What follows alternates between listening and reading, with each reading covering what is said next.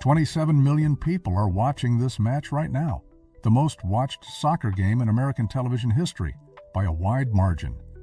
And your screen is black. Just a red light blinking in the corner. A faint click every few seconds like it's trying, failing, trying again. Somewhere in another room you can hear the match still going on someone else's phone, and it might as well be happening on another continent. I'm Philip Hayes, 41 years at Bell Labs, and I want you to hold off on whatever you were about to do next, because right now, a lot of people staring at that exact same blinking light are about to make a $400 mistake at the single worst possible moment of the year to make it. That blinking red light is not a death sentence for your television. In the vast majority of cases, it's not even close. It's a part smaller than your thumb, costing about as much as a coffee, that almost nobody has ever been told exists. Give me the next 20 minutes. You may still make kickoff. Here's why this is happening to so many people at once. Gallup just measured it. 40% of American adults say they're watching at least part of this World Cup. That's not just the highest number since the tournament was last on U.S. soil in 1994. It's slightly higher. More people are gathered around television sets for soccer this summer than at almost any point in this country's history, which means more televisions are running longer hours than they have in years, left on standby overnight, powered through humid June afternoons with the windows shut and the air conditioning straining right alongside them. And the parts inside those sets that are most sensitive to heat and time are very quietly starting to give out, right when the most people are counting on them.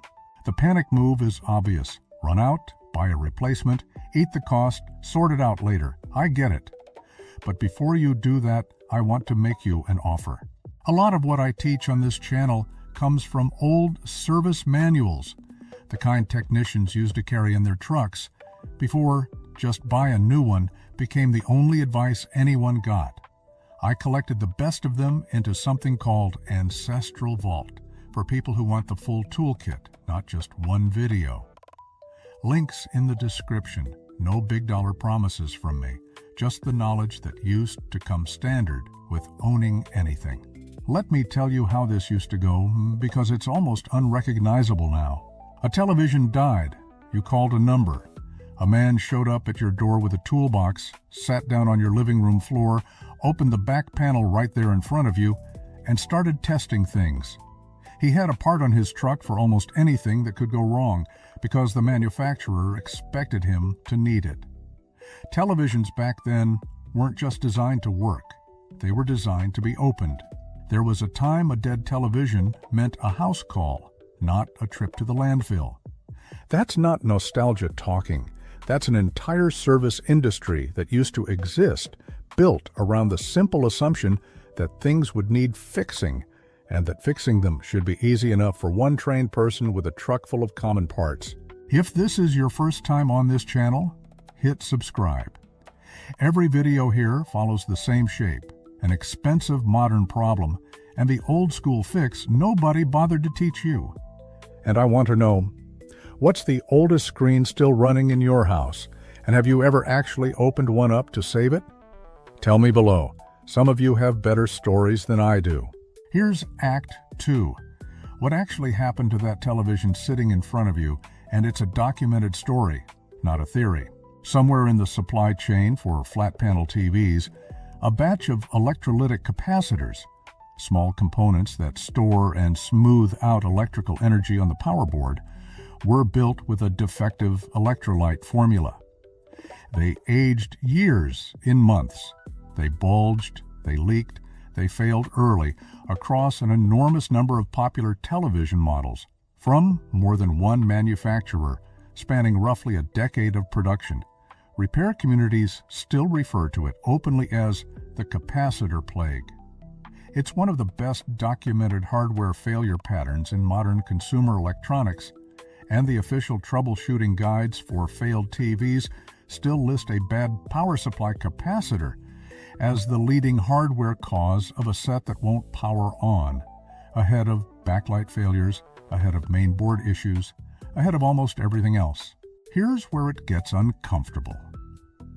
Right around that same era, television design quietly shifted. Boards got denser. Panels got sealed tighter. The expectation that a technician would ever open the back of your set faded out of the design process entirely. Not because the fix got harder. Replacing a capacitor is, electrically, a beginner-level task once you understand the one real danger involved. Because the entire business model moved away from repair toward replacement. Nobody sent you a memo about that shift. You just noticed, eventually, that nobody seems to fix TVs anymore. They sell you new ones. A few years back, my granddaughter called me in a small panic. Her TV had gone dark the night before a big game. Different sport, same feeling of dread. Red light, blinking. A faint clicking sound every couple of seconds, like something trying to start and giving up over and over in the dark. She'd already looked up the model online and found a replacement for around $600. Finger hovering over "Buy Now," already half convinced this was just what happens to TVs eventually. I asked her one question before she clicked anything. Does it click once or does it click, go quiet for a few seconds, and then click again? She didn't know why that mattered. It mattered enormously.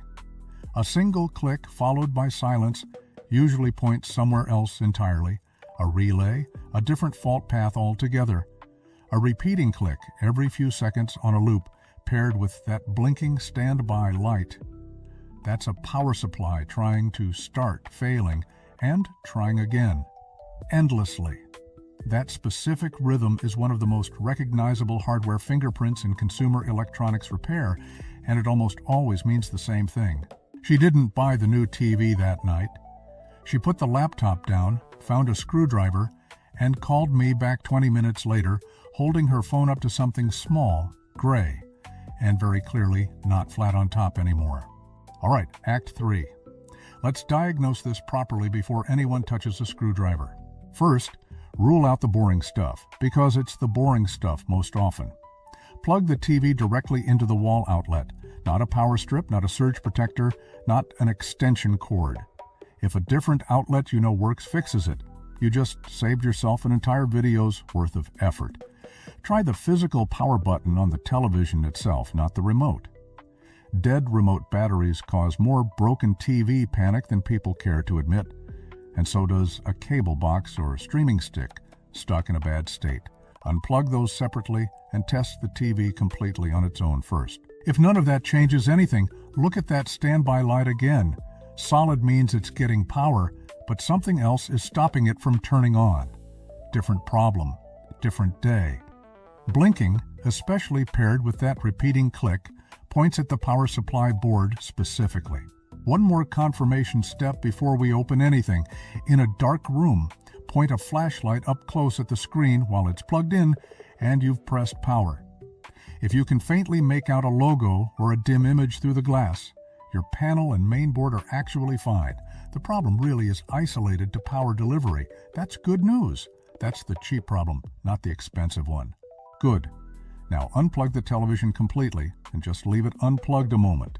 We'll come back to why that matters in a minute, and I want you to take it seriously. Remove the back panel. Most modern flat panel TVs use somewhere between 8 and 12 standard Phillips screws around the edge. Nothing exotic, nothing you don't already own. Set them somewhere you won't lose them. I learned that lesson the hard way more than once. Before you touch a single wire, take a photo of the board exactly as it sits. Future you, halfway through reassembly, will thank present you for that one habit more than almost anything else in this video. Inside, you're looking for the power supply board. It's the one directly behind where your power cord plugs in. And on that board, you're looking for small cylindrical components standing upright, usually clustered together in groups of 4 to 8. Those are your capacitors. A healthy one has a flat top. That's it. That's the whole test, with your eyes from a safe distance, touching nothing. A failed one is different in a way you genuinely cannot miss once you know what you're looking for. The top is domed, swollen, sometimes split open with a crusty brown residue around the seam. Healthy is boring and flat. Failed looks exactly like something that failed. Find one of those, and you have just identified with complete confidence why 27 million people are watching a match tonight, and you are not. Here it is, the entire story sitting on a circuit board smaller than your thumb. A capacitor, marked with a capacitance rating in microfarads, a voltage rating, sometimes a temperature rating. A replacement that matches those numbers, available from any electronic supplier, often in a multi-pack with several common values, runs about $5 to $30 depending on how many you need. A full capacitor kit for the entire board, same range. If you'd rather not solder, a complete replacement power supply board for most common TV models runs somewhere between $25 and $120 in parts. Compare that to what you were about to do. A new mid-range television this summer during the biggest tournament American TV has ever broadcast, with manufacturers fully aware of exactly how badly people want a working screen right now. Swap that capacitor properly, safely, which I'll walk through in 1 second. Reassemble the back panel, plug it back in, and press power. The standby light goes solid. No more clicking, no more blinking. And there it is, right where you left it, the match, picking back up exactly where your screen went dark. Now, I have to stop the celebration for a second because I'd rather you sit through one more match on your phone than rush this part.